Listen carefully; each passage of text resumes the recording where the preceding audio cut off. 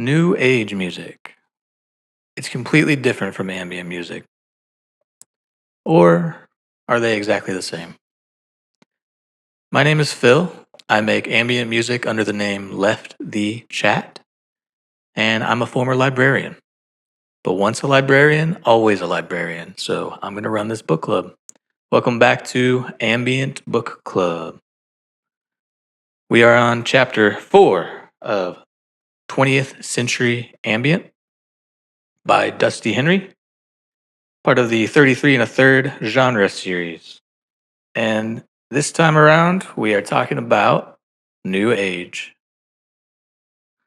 Last week, we talked about Brian Eno and the beginnings of ambient music, Ambient 1, Music for Airports, and his work with Harold Budd on Ambient 2. And that leads us into New Age, because with Ambient 3, Brian Eno has a new collaborator, and he will become known as Laraaji. Laraaji and Eno met when Laraaji was busking on the streets of New York City, and Eno was a passerby. He heard Laraaji playing on his autoharp, which would become his signature instrument, and was immediately taken by Laraaji and asked him to come to his studio where they could work on Ambient 3.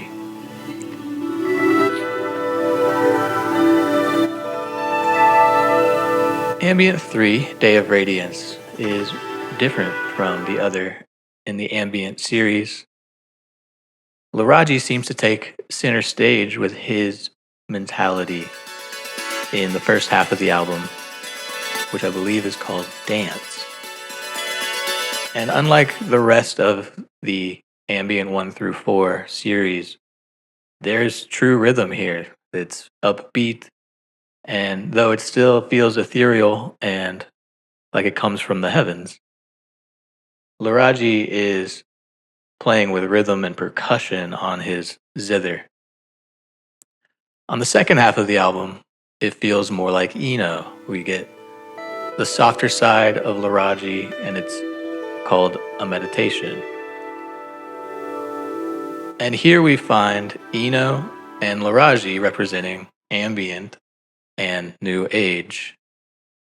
And Laraaji is kind of the best icon to show the split between new age and ambient, or the lack thereof. So is Laraaji new age or ambient or something else entirely? A lot of Laraaji's music feels ambient. There's a lot of repetition. It's trance-like. It drones at times. There's not much, if any, percussion other than when he uses hammers on the dulcimer. Laraaji's music also feels right at home in the spiritual, meditative, yoga, wellness space. He'll interrupt his own performances with guided meditations for the audience, Once again, let's telling them breathing techniques or how to follow along with his laughter.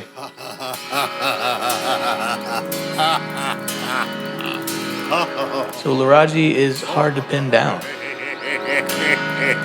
So is Laraaji new age, or is he ambient? as though no one is watching. New age feels like a genre that's not defined by sound necessarily. It's more defined by a feeling that you get while listening to it and a mood that you sink into while someone plays it for you. It also has a bad rap. This is really going to be In a lot of music circles that I've been a part of, the term new age is almost a cuss word. And if your music feels too new age, that is an insult, not a compliment. And that's because the term seems to originate not with music, but with marketing. It seems to be a label that you slap onto music if you want that music to be sold in spirituality bookstores and crystal shops. And so, New Age at its worst is really more of a product or a commodity than it is an art. But there are a lot of artists who found themselves categorized as New Age who were real artists making really interesting work. So it's not fair to just write off anyone labeled New Age as not worth listening to. As far as I could find, the term New Age originated and was used widely in the 1980s, almost as a catch all for anything that wasn't neatly placed into one of the more mainstream categories like pop or rock. And if you couldn't find a home for what you were hearing, it probably ended up in New Age, especially if it found its way to radio play or to Good Morning America by way of the Grammys. Welcome to the recording industry's biggest night of the year. So in 1987, the Grammy Awards introduced a New Age category. And there was really no strict musical definition. Paul Simon. I've seen New Age described around this time as music that is atmospheric or meditative or contemplative. But it was really just if you heard it, you would know it. But that wasn't fair to a lot of artists who maybe would have liked to be in other categories or maybe no category at all. But you can't win a Grammy Award for no category at all. So if you wanted to be on a major label and you wanted that major label to push your album, they had to do it under some label, some moniker, and they had to put you in the New Age category. So let's take a single year of the Grammys and look at the 5 nominees for New Age and how different they are when you put them under a lens. In 1992, the 5 nominees included Otmar Liebert,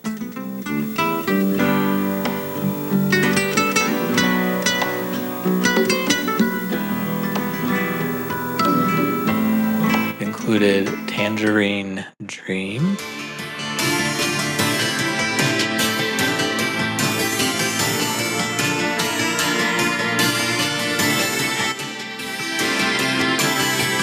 David Arkenstone,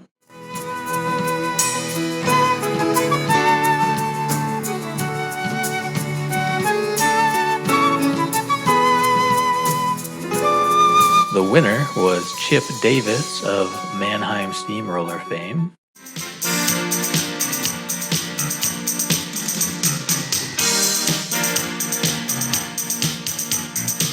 And the 5th nominee was Suzanne Ciani.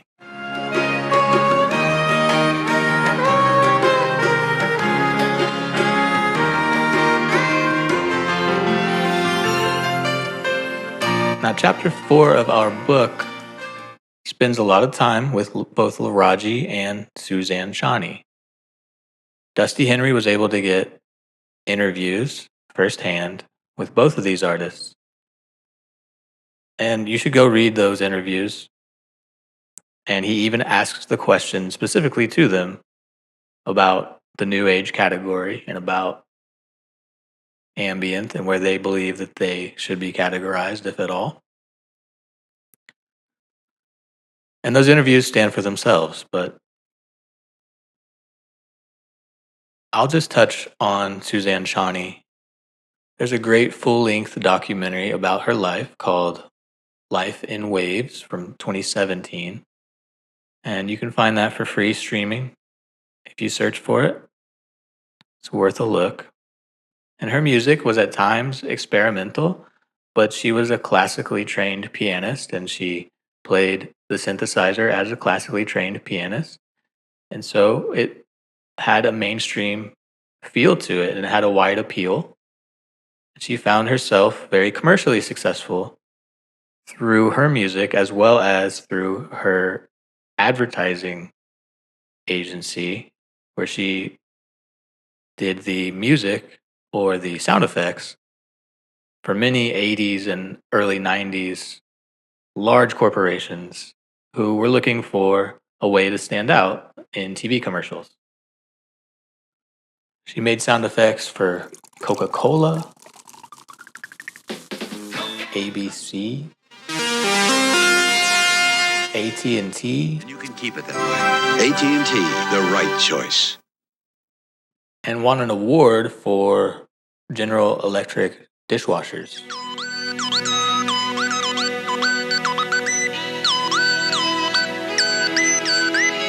So here you have an artist being nominated for awards for her albums, being commercially rewarded, and becoming well known for commercial marketing work, and falling under the category that everyone knows as New Age. So, New Age has always been tied to marketing and to capitalism and to industry. That's part of why it has a bad taste in so many people's mouths. And as we can see from the list of nominees and winners over the years of the Grammys of the New Age category, there really isn't a through line, a strong soundprint definition of what New Age sounds like. People just fell into that category when they didn't belong anywhere else. The term ambient over the years and over the conversations I've had with other musicians seems to have better PR. It seems to be more respected, have more clout, and if you're termed an ambient artist, it's not something that you bristle at or push back on, as much as if someone were to try to call your music new agey. Now, it's entirely up to every listener and every artist to decide how they think of different genres and the respect that they attach to each term. But in the end, does any of it really matter? And I think this is where Laraaji comes in, because he discusses New Age and he discusses ambient and where he straddles the two terms. But I'm not sure for him that it ever comes to the point of being consequential. Laraaji states that what people are getting from his music is the ability to relax, ability to let go of heavy mental drama, ability to breathe easier, and to imagine themselves floating out of the body and floating around the planet and having what you call mystical experience. So Laraaji seems less concerned with what is ambient and what is New Age, and more concerned with bringing his listeners with him on a meditative spiritual journey. Maybe a place to find calm or a place to find new ideas. But he's not focused so much on where in a record store you might find one of his albums. So if we're ever to find a definitive answer for the difference between New Age and ambient, I don't think we're going to get it from Laraaji. But what we do get from him is unique music because he uses primarily the zither or the autoharp. Broad family of instruments you can find all over the world. What it means, it's a stringed instrument and the strings are stretched across the whole resonating body of the instrument. So rather than, let's say, a lute where you have a body and then a neck and strings that are stretched across, a zither, the strings are stretched across that whole body. So the zither family of instruments is an umbrella term you can find them all over the for many stringed instruments, including the hammered dulcimer, throughout Asia, throughout Europe, and the autoharp, which is heavily used by Laraaji. I first heard of the autoharp as a kid growing up in Texas, being a Johnny Cash fan, because his wife played one. And it was kind of a famous, iconic instrument used by the Carter family of Nashville country fame. But it's not an instrument to only be used in country or the Appalachian Mountains. It's the perfect instrument, seemingly, for ambient. You'll see Laraaji use the zither, one instrument, in a multitude of ways as he runs it through delay pedals and reverbs, and he'll pluck it with his fingers, and he'll tap it rhythmically with brushes.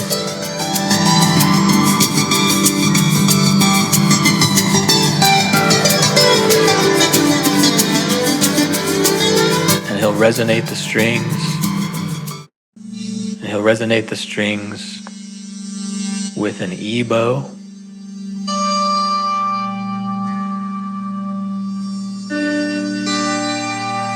And using one instrument, he is able to create drones and tones and sustain and melody. And he's able to guide his audience on a journey that doesn't get stale and seems to truly have a story arc.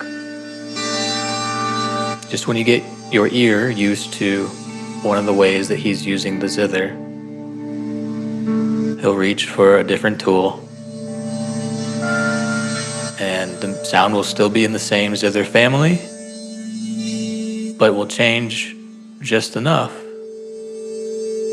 that you don't lose interest and disappear.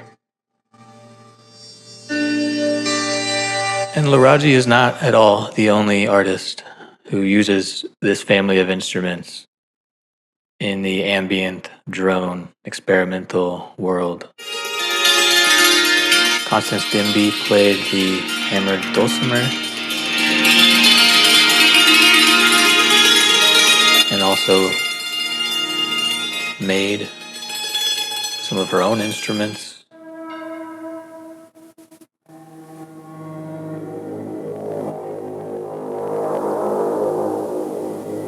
And also famous for her use of the zither is Dorothy Carter, not related to the Carter family of Nashville country fame,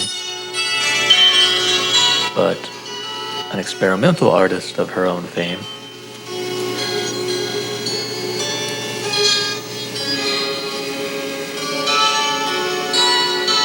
And in preparation for this video, I started looking for modern day artists who might use the zither in ambient recordings. And you can find some cool ones on YouTube. I'll put links to a couple of them. But one that kept popping up is an album called Zithertronics by an artist, Matthew David, with no space.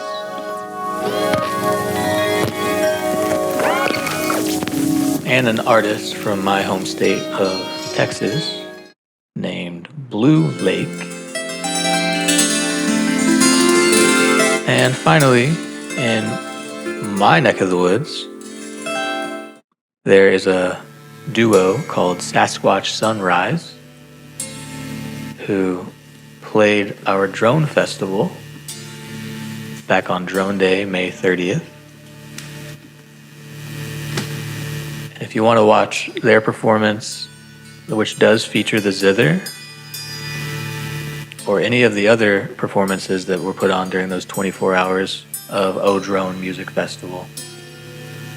You can find that link below. So, for all of its resonant qualities, the drones and the sustain, the way it can take you on a journey, the zither might be the perfect ambient instrument that all ambient artists should be looking at. It's almost like there's a divine connection there. But that is starting to sound a little bit new age. Thanks for joining me.